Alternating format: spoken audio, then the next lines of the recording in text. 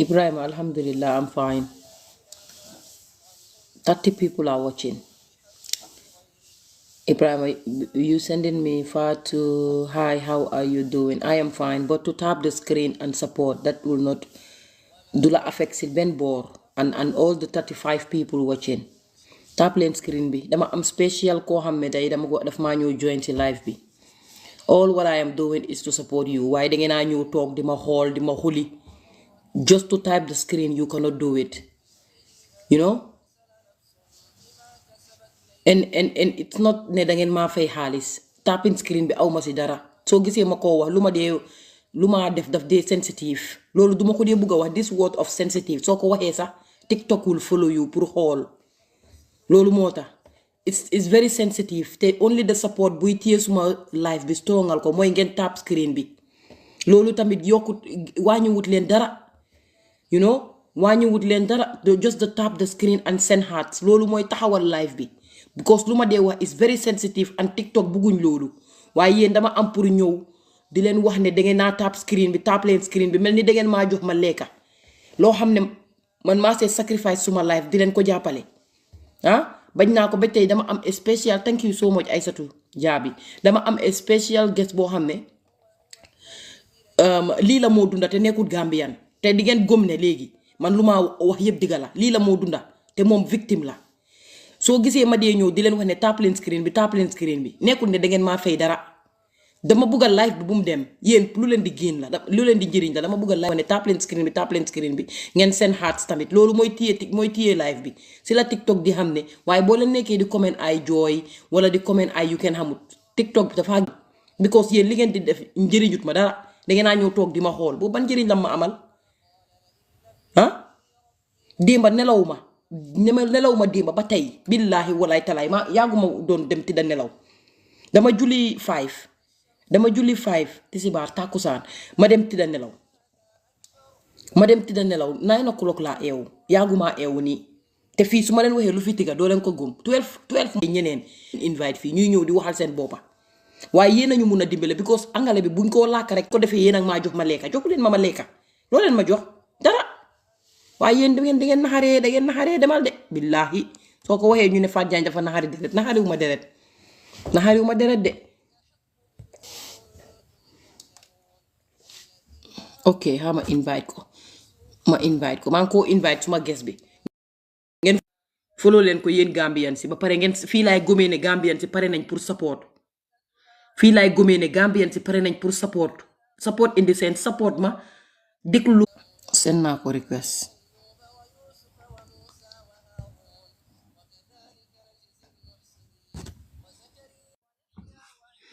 5 people moo ko seetaan seen naa ko request dinaa ko text ne ko seen naa ko request maa ngi ko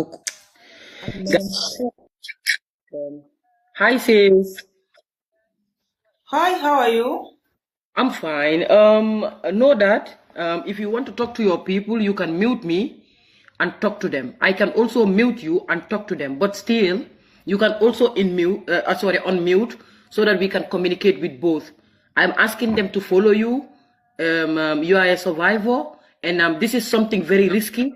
The only support we need from them is to tap the screen. That will make TikTok to live the life there. But for them, without tapping the screen and supporting us and commenting hearts, TikTok, because what we are doing is risky, and TikTok doesn't like to hear some words. Only what we can make to protect the life is for them to tap the screen. If they don't tap the screen and send hearts, more hearts, TikTok can easily stop the live because it's very sensitive. And as I am speaking this English, TikTok already started monitoring. Right? They started monitoring us, especially me, because they know what I am doing. It's so risky. Okay, let me tell them in my local language, and we will be mixing and blending. We are not an English woman. You wanna do this? We just being irritated or being disturbed with the two voice. I can mute you, and you can still talk to your people. After I can unmute, you can still talk to me if you wanna. Or if I mute you, you can just raise your hand. I will hear, and we can communicate. Okay. I hope you understand. Okay, then first introduce yourself to the people. I just want you to introduce yourself. I just want you to introduce yourself first. Oh, okay. My name is Fatu. I am a survivor of HT. That word, if we say it, TikTok will. I think in future I will communicate with you down.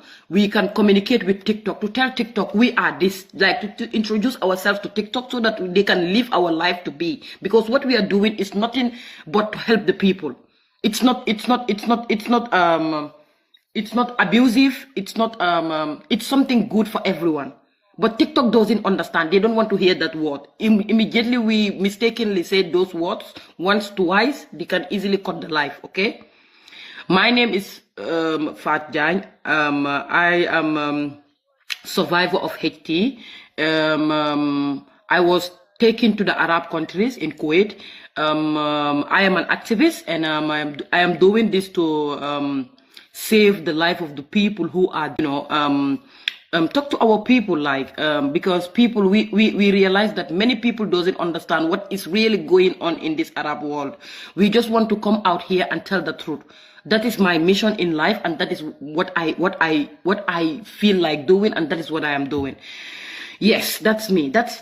Very stubborn, stubborn in the sense to tell the truth and talk to my people and talk to everyone I meet, to only understand what happened, what is going on.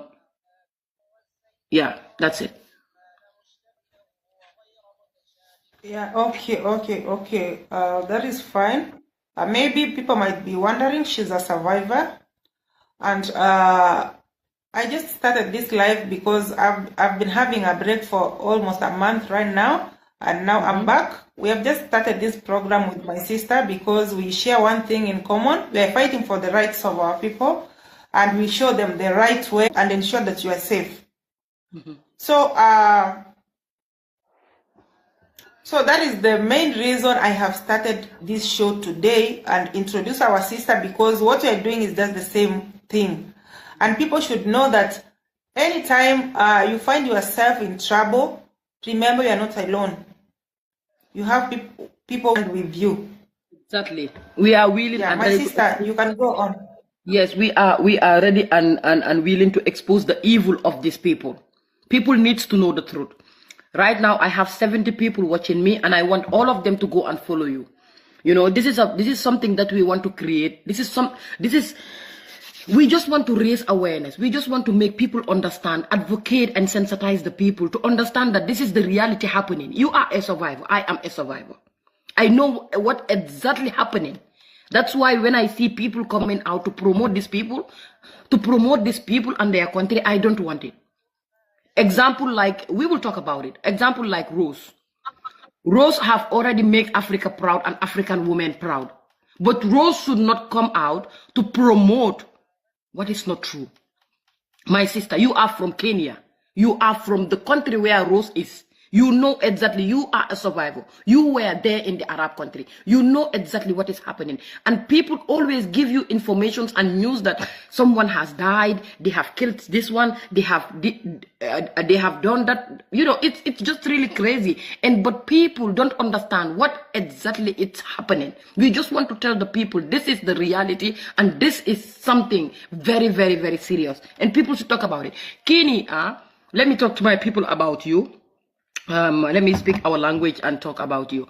Key was being followed right now. Lagina Uganda, Kenya, Mudem Uganda, because her life is being threatened by the people. Ñi nga xamne ñoo nekk di def liggéey bu bon bi di jaay xale yi jigéen yi. Life am bi was threatened. Mënut a génn on social media for génn dëkk bu mu nekk Kenya dem beneen dëkk. Right now mu ngi Uganda.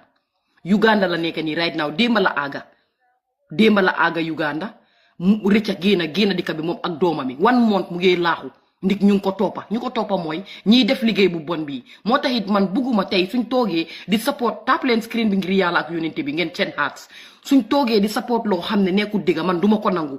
And we are calling on all survivors whom you know that they can speak up. Let them come out. ñoom tam ñu ñëw join suñ conversations yi ñoom ñu wax seen stories. Let them come out and tell their stories. We are here for them. We are here to expose whoever is doing this evil, either an agent, either moo xam ne si government la bokka, either fu mu mun a bokka. We are willing and ready to expose every evil doing this evil to its people.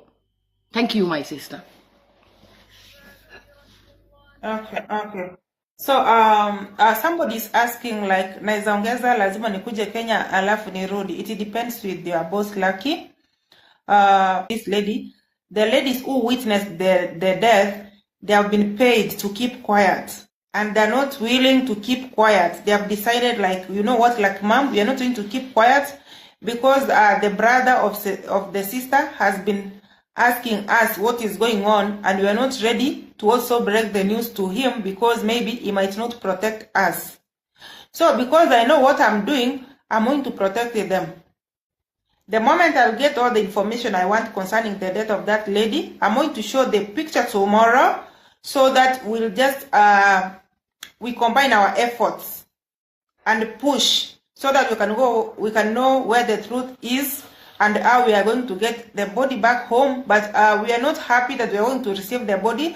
What we want to receive people who are alive, people who have working testimonies, who will just share experience to help others who have not traveled. So we don't want to hear that our ladies have just died and they are nowhere to be seen because the boss is like, they don't want to share any information concerning the lady. They have decided to keep quiet. In which country? In which country? So, in which Arab country? She's a Kenyan and she's in Saudi Arabia. She just died in Saudi Arabia yesterday. You see? Yeah. The Saudi Arabia, that's our own president having agreement to take. Oh my goodness. Allahu Akbar, subhanallah. My sister Deborah, our president has just signed an MOU to take the young people of Gambia to go and work as a nanny, maid, haddama, zibala, keleb in Saudi Arabia. What is your advice on that, please, my sister? This is a real talk. Oh my goodness. I just want to advise people that I was once in Saudi Arabia. I'm just a survivor from Saudi Arabia. I have the first-hand information. I have the first-hand experience concerning Saudi Arabia. Saudi Arabia should be a no-go zone. That is a reality. And it depends with your heart. Because for us, we just don't force you like, don't go or you can go.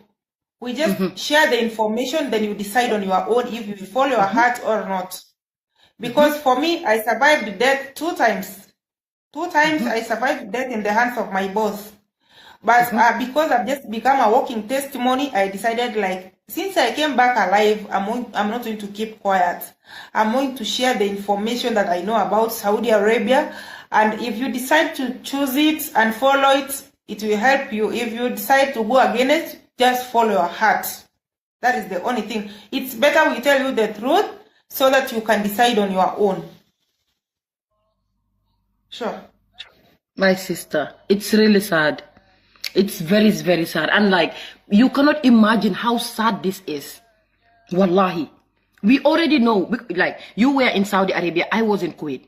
But right now, see, you're communicating with people in Saudi Arabia, with Dubai, in Oman, in Qatar, in Lebanon. You see, you're getting all the first-hand information from the victims themselves. Why our people don't want to listen? Okay, and also one thing before going further is, we definitely need your support. And this lady also really needs your support. Because why I say that we need your support is, she is doing a very risky job. She ran away from her own country, where she was born, to go to another country, only to save the life of Africans, only to save the life of people. Right now, if I tell you her condition, you will not believe. Wallahi, we need your support. Either you're sending us roses, lions, whatever we have in this, like on these programs. Like, I am support us in this.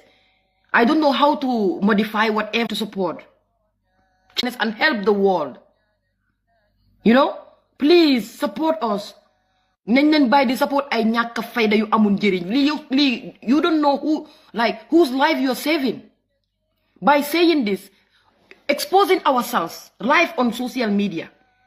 It's a big risk because this is a global problem.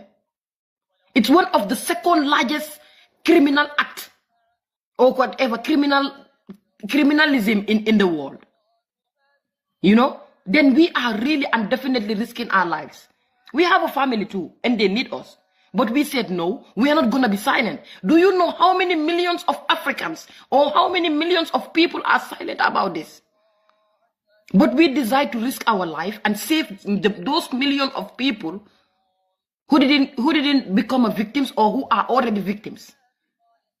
Mang leen di ñaan lillahi wa rasul nañ leen jàppale wante na raise money or whatever to support each other.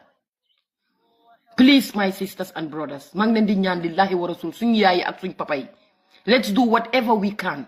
Because she is telling her story and the stories of other people. I am telling my stories and my story and the stories of all people. If our African leaders are dumb and crazy and stupid and idiotic, we are not. We are ready to save them, our leaders and our people. In the same Saudi Arabia that our own president decide to take its young people. Mang leen di ñaan, these videos, if you like, you can record it, you can save it, you can share it all over. Because a real survivor of it, it's here. And she was in Saudi Arabia itself. My sister, it's not easy. It's crazy.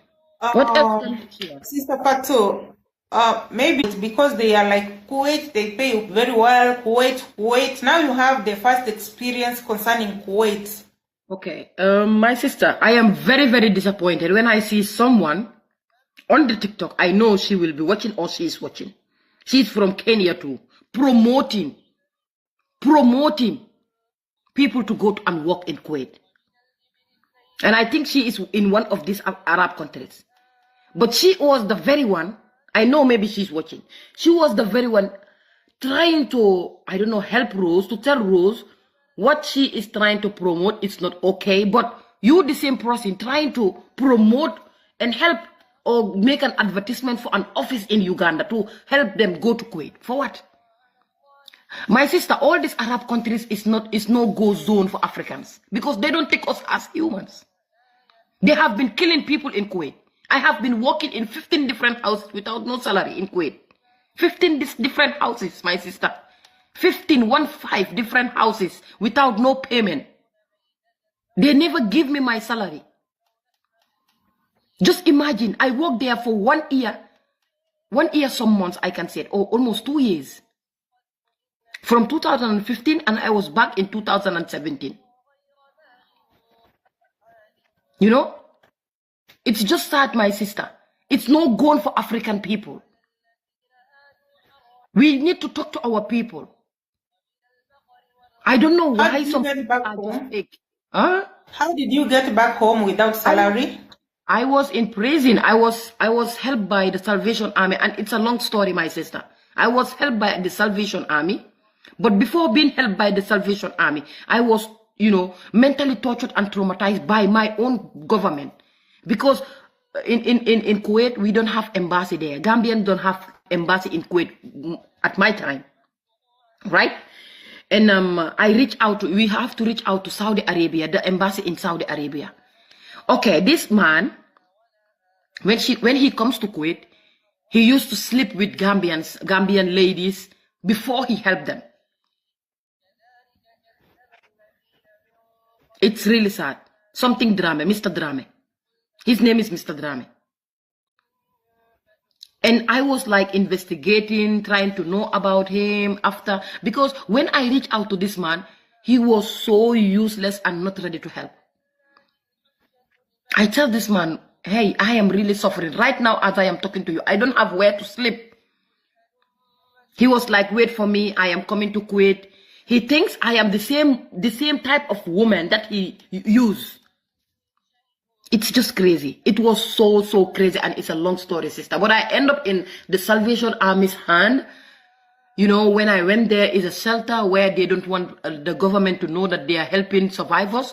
They have a choice there, support people, but it's different. They also have a center where they save people, most of the African people who runs away, and really need help. But when you reach there, you don't communicate, you don't use your phone again.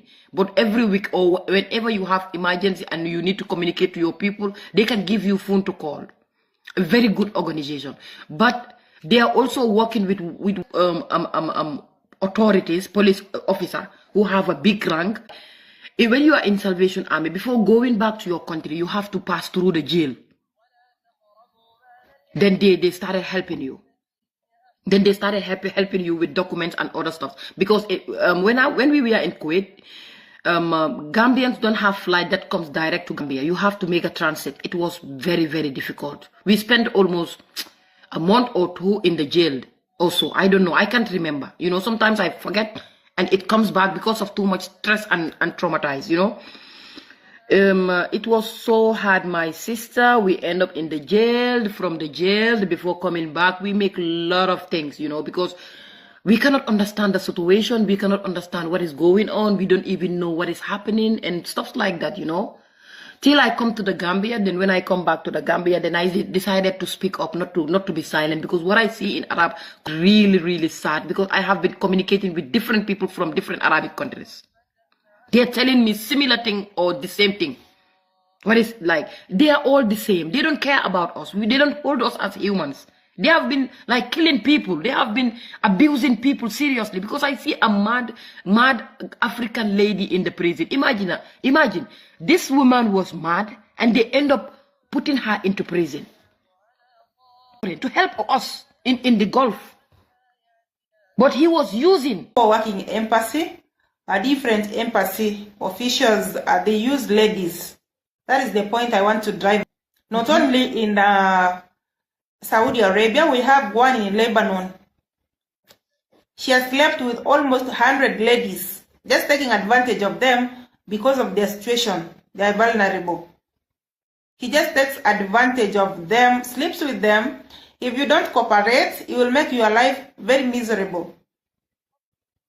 So I think it's good that we have the first-hand information from you who you are ready and willing to share.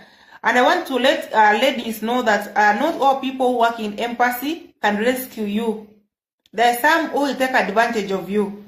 The same way my sister just shared, like that man from Gambia took advantage of the ladies because they know very well that there is no man there who will just maybe service you. They will just take advantage of you and ensure that they have destroyed you completely.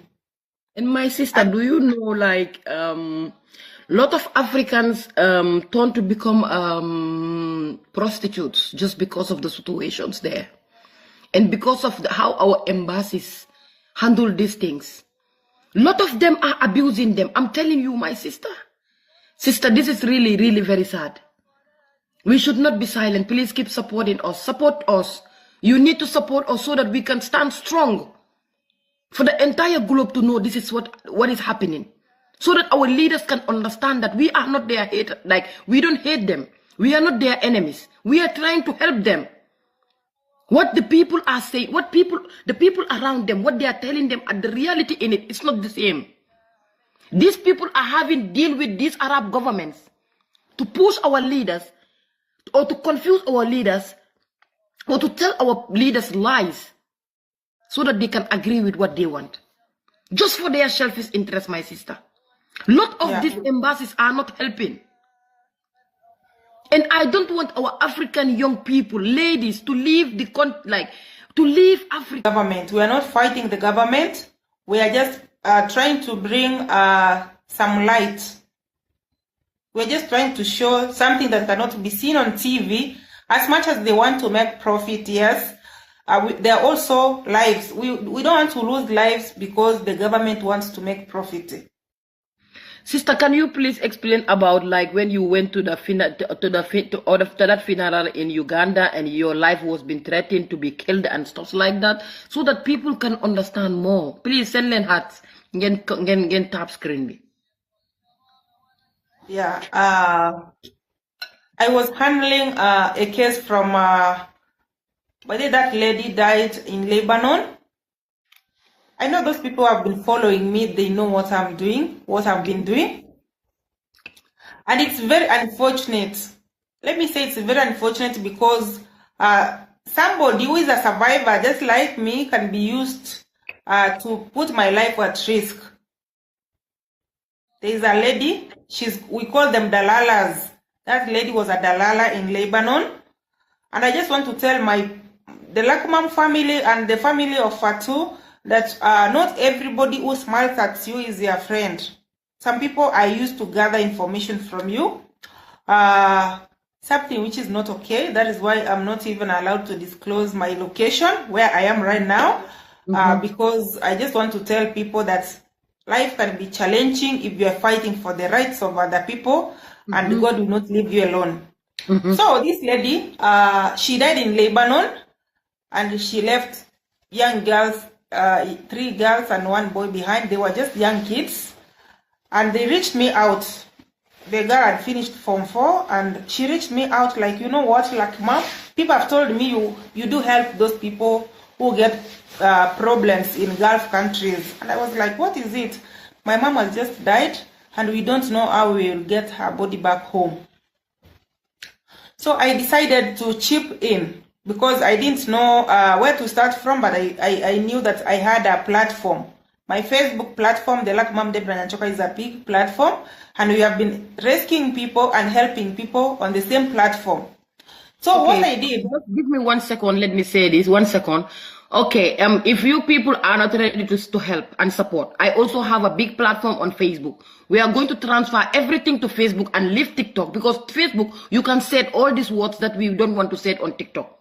If you are not ready to support, we are going to leave this app and go to TikTok or Facebook and say and do the program on Facebook. Because on Facebook you get support, you get views, you get you like people support you anyhow and different part of the world. If you are not ready to support on TikTok, we are going to leave this app and continue the program on TikTok. on Facebook, sorry.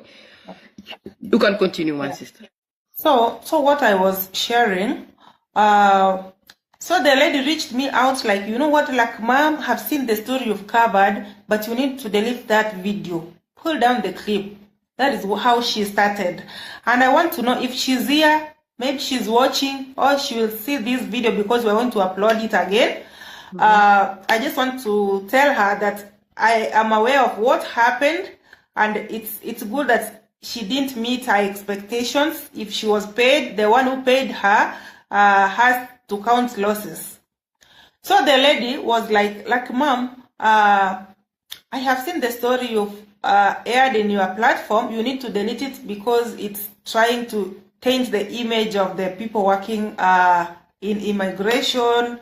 I don't know how she explained it, but she wanted to convince me, pull down the clip.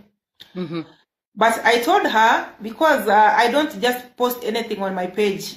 Once you see I've posted something on my page, that is something which is serious, and I have done research. So I was like, these kids have just remained orphans because their dad had already died, and the mom was the breadwinner. She has died. They don't know how they can get the body of their mom back home.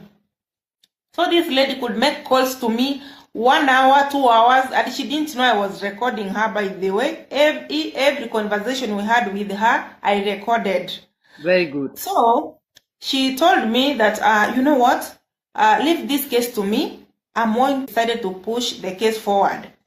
So she was like, she just ganged up with the agent who took the lady to Lebanon. So they were, she didn't want me to know that they were together with the agent. So she told me that everything is okay and the body is coming back home. You need to come to the airport and get views. Like, you know, people don't understand what we are doing. They think that we just do this because we need to get views or to get likes. This is what I always make clear to people. I also recently, we started talking because we have the same aim and we have the same intentions for our people. Sometimes I get so angry and I cried, my sister, because how people think, how can I come on social media, being fake, risking people's life to come and talk nonsense? We are different. Some people, when they talk, you know that they are real.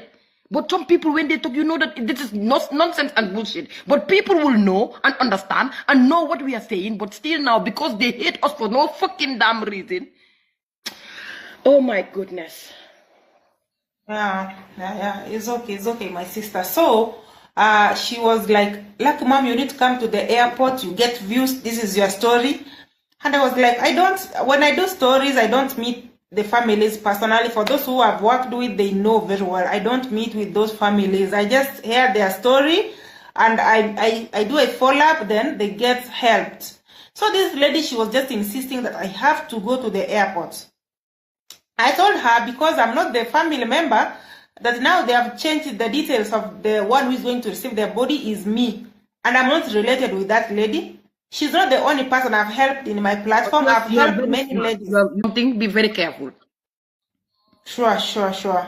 And we need to tell people that even if you've decided to do something and you see somebody is insisting, be careful. So this lady, she was just insisting that I have to be there in person at the airport to receive the body, that they have changed the information that I'm the family member. So I told her I will not make it. I will just send you the number of the daughter's the daughter who was left behind. Internet am bi. Ngeen tap screen bi. Ngeen send likes. Ni ngeen di supporter sen nit. Yen sen nit sax mënu leen ko support. Thank you so much, Yasin. Da ngeen di support sen nit. Li is a very important program. Xale bu jigéen bi pour jot ko du. Kii pour jot ko easy wut génn na because of xam naa internet am bi. Xam crédit am bi jeexut sax. Da ngeen di support sen nit. Gambia da ngeen sen nit. Kii man lépp lu ma mën a def pour support ko dinaa ko def insha allahu rabbi. Why? If you are not mindful, kii dafa am big platform on Facebook. Te man tamit am naa 100,000 followers on Facebook. We can transfer everything and go to Facebook. Facebook nit yi dañ crazy. They can support you anyhow. Ñu modernize suñ page si ñu amee foofu noonu mu am ñu njëriñ amal ñu njëriñ. Ñëwuñ social media pour ut fi buzz. Dañ fi ñëw because ñun dañ am ay stories. Ñun we are survivors. Dañ am luñ dunda ñu ñëw pour jàppale nit ñi. kii lu moo wax jooy rek ma def suma rongo ñu tuuti ñu rot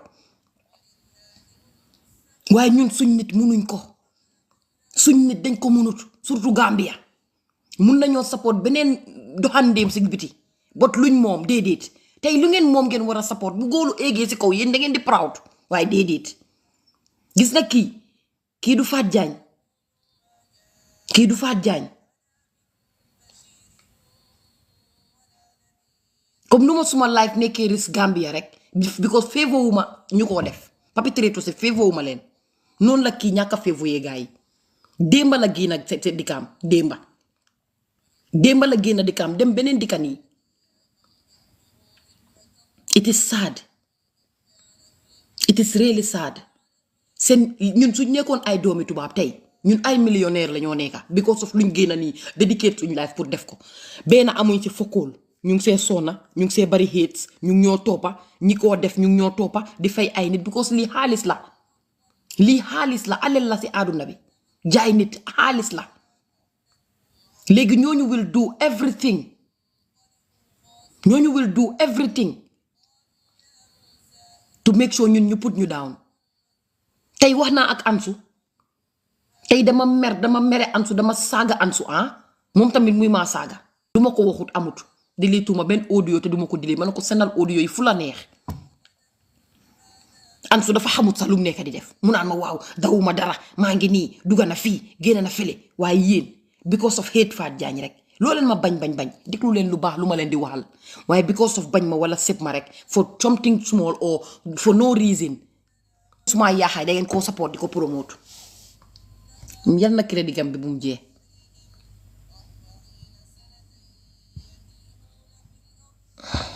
it's crazy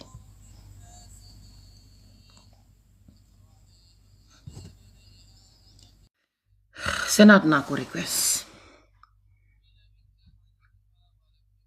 wallahi only the Barbarian will hate you on this baaxuñ hee bro Cissé meluñ ni yow fi nga àgguñ fa dama ko jox doomi aadama nekk ay humanitarian te feeguma si te man lu ma war a wax nit soo may rey sax nekkal doomi the biggest president or the richest president in the world or the richest man in the globe dinaa la ko wax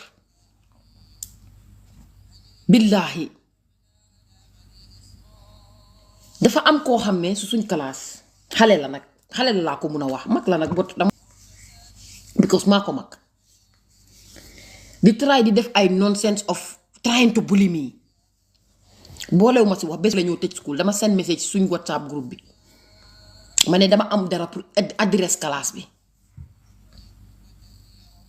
ñëwut school yàlla dimbale ko ba ñëwut school keroog mer bu ma mer teacher du ma mun a téye principal du ma mun a téye berke alquranul karim billaahi ñëwut school maa ngi mer waaye nag ma xalaat ne war naa ut ay advice ñuy waxa man bala maa def actions because man su ma meree duy baax ñëwut school ma waxa teacher bi ma explain teacher bi ma ne ko nag te su ma mer baaxut billaahi nii laa ko waxee teacher bi ma ne ko su ma meree baaxut ma ne ko moo tax yow yaay teacher bi ma wax la ko bala maa mer teacher bi dafa tiit ba mu ne ma ne demal si administration bi ma ne ko duma dem benn administration yaay teacher bi ma ne ko te lii su continuer yow sa boppa di nga xam man may kan